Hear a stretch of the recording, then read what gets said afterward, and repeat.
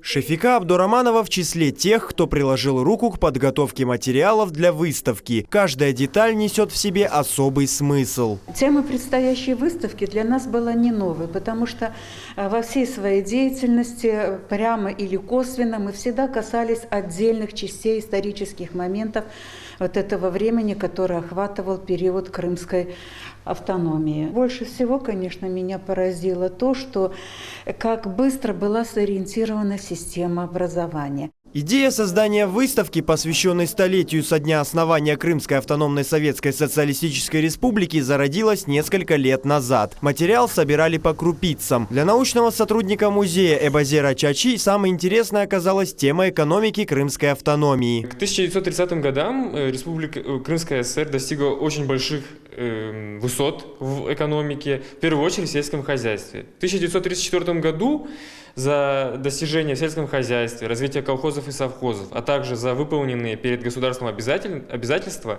Крымская ССР была удостоена ордена Ленина, высшей награды Крымской ССР. Всего коллекция насчитывает более 60 фотографий и 40 экспонатов. Страшный голод, гражданская война, засуха и разрушительные землетрясения. Об этом один из разделов выставки. Копии фотографий тех времен сможет увидеть каждый посетитель. В связи с новыми ограничениями выставку посетить смогут жители и гости Крыма, у которых есть подтверждающие документы о том, что они прошли вакцинацию. Тот материал, который действительно здесь представлен, направлен на разные сферы, да, то есть на те преобразования, которые происходили в этот период именно в Крыму, в Крымской ССР. И, конечно, материал, который здесь можно увидеть, с ним познакомиться, он позволяет глубже и шире, так сказать, получить представление и понимание вот этого периода, очень важного в истории Крыма. Выставка будет ждать своих посетителей до конца февраля. Сотрудники музея планируют также организовать круглые столы, посвященные тематике Крымской АССР. Дауд Чахалов и Саид Влиляев, телеканал Миллет.